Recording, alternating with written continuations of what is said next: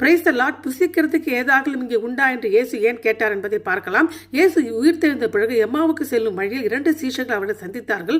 இயேசு அவர்களுக்கு அப்பத்தை பிற்கும் வருவர் யார் என்று அவர் அடையாளம் காணவில்லை.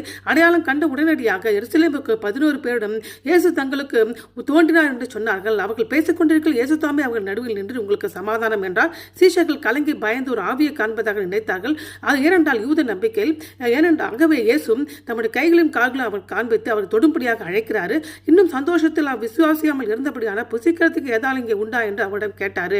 யூத நம்பிக்கைகள் ஆவிகள் அது பேய்கள் தோன்றக்கூடும், ஆனால் அவை சாப்பிட முடியாது, அவளை தொட முடியாது என்று நம்பினார்கள். எனவே இயேசு உணவை சாப்பிடுவதன் மூலமாக தான் பேய் அல்ல என்றும் மரணத்தின் மீது மெசியாவின் உண்மையான வெற்றியை இதன் மூலமாக நிரூபிக்கிறாரு.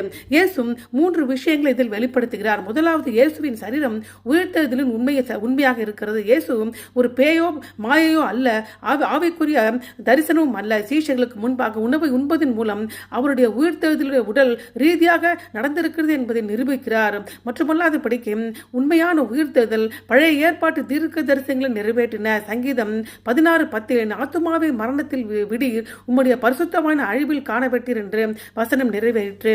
இரண்டாவது, அடையாளத்தின் தொடர்ச்சி. சிறுவையில் அறையப்படுவதற்கு முன்பு தங்களுடன் சாப்பிட்ட இயேசு தற்போது சீஷர்கள் முழுவதாக சாப்பிடுவதன் மூலமாக அவர் அதே நபர் என்றும் அது தொடர்ச்சி என்றும் தற்போதும் மகிமைப்பட்டு மரணத்தின் மீது வெற்றி சிறந்தவராக காணப்படுகிறார் என்பதை காட்டினார். மூன்றாவது, ஐக்கியம் மீட்டெடுக்கப்பட்டது. யூத கலாச்சாரத்தில் ஒன்றாக சாப்பிடுவது என்பது அமைதி, உறவு மற்றும் ஏற்றுக்கொள்ளுதலை குறிப்பிடுகிறது.